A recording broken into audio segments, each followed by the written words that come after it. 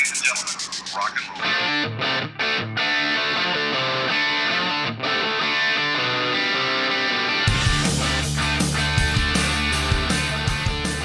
The follow-up Spinal Tap movies out. Even Tyler went with us, screening the first one. He's sitting next to me. And all of a sudden, he just grips the seat. And he goes, "You knew this was going to upset me." So he's kind of really angry. And now I'm going to explain why. So way back in 1984, Aerosmith had got the original band back together. That happened when all five members met up on Valentine's Day in Boston at a show at the Orpheum Theater, because I'd done these dates with them as a favor to the production manager. I didn't really want to do it. And I went out and it was cool and all that. And then they get the band back together and I get a call asking if we'd like to hire you to be the front of house engineer and also the lighting designer. And we've been through some rough times with them. So we're going like, you know what? We need you to fly us up to Boston and I want to hear them play before I say yes. I want to hear that this is not going to be like a waste of time. So we go up there. They were great. It was fantastic. So John and I, we both decided we're going to do it. So at one point we get into doing some production rehearsals, right, to go out. And at one point, everybody had gone home except for me and the backline guys and Steven. Right, he was kind of hanging, and he goes, "What are you guys doing tonight?" I go, "I'm going to go see this movie. It's like a mockumentary of a band on tour." And he goes, "Can I come?" I go, "Yeah, come on." So he went with us. I had seen a screening of the first one in New York before. This was in Boston, so we're all there, right? Boy, he's having the time of his life watching this, right? Until it gets to the dressing room scene where Nigel is complaining to the manager that the bread's too small. And he's sitting next to me. And all of a sudden, he just grips the seat and he goes, "You knew this was going to upset me." And I went, "What?" He goes, "You brought me here to embarrass me."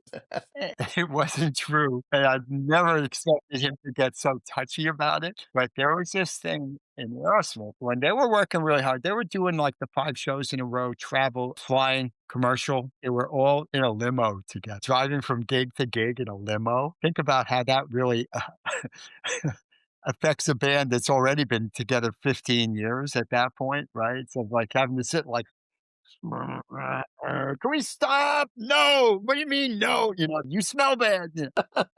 So he's kind of really angry. And now I'm going to explain why. Because during this hard touring scenario, because I was on the 75 tour, and dressing room food for bands in general becomes an obsessive thing, right? What you need in your dressing room. And they obsessed especially about turkey on the bone because getting turkey on the bone, not during, November Thanksgiving era, is like you have to go and read the rider and really prepare to do this. And if they showed up and there was like turkey loaf or some kind of processed turkey meat, they would go berserk and destroy the dressing.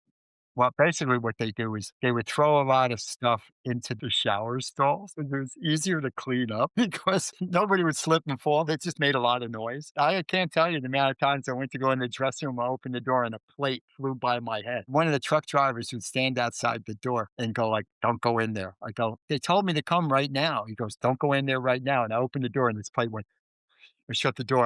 I'm never going to doubt you again, ever. With this obsession with the turkey on the bone. We used to say that they got gallons of juice because it made a better sound when they threw it into the shower stalls, make a big crash, all this sticky stuff everywhere. So I guess that brought up a memory. So that kind of got him hyped up on that. It was just funny, because there's so much reality in that comedy. Yeah.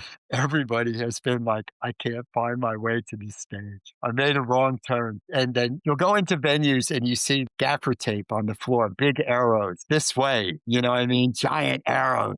Oh, yeah. On bigger tours, you have placards Mhm. printed up and laminated that go on the walls with arrows, showers this way, catering that way, stage that way. Some bands, I found that if it was smaller than 3 feet, they didn't see it. Right. And you still have the tape on the floor with the arrows too. Yeah, yeah. And then the Sharpie comes in on that tape. It tells you where it's pointing you towards. So it's funny that I was in LA 2 weeks ago. I did these shows and then I basically had a travel day. I took the latest flight out. I sent him a text and I was like, "Oh, Hey, I'm in LA. You want to get together? He never responded. I think that was right in the middle of them doing that thing with Yungblud or something, so I don't know. Because I was going to go, hey, what you doing? You want to do a movie night? We can go see Spinal Tap. Right?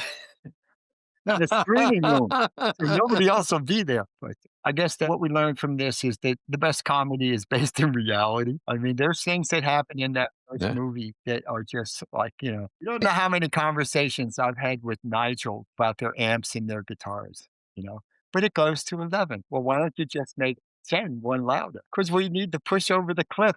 Right? To push over the cliff, where people go like, I really need something to lift my guitar, higher in the mix when I'm playing this solo. And I go, yeah, you need the extra push over the cliff, right? Yeah, think about what you're saying. Well, I think you're spot on when you're saying comedy is based in reality, because look at us. Yeah, well, I'm trying, it can't be too serious. Ladies and gentlemen, rock and roll.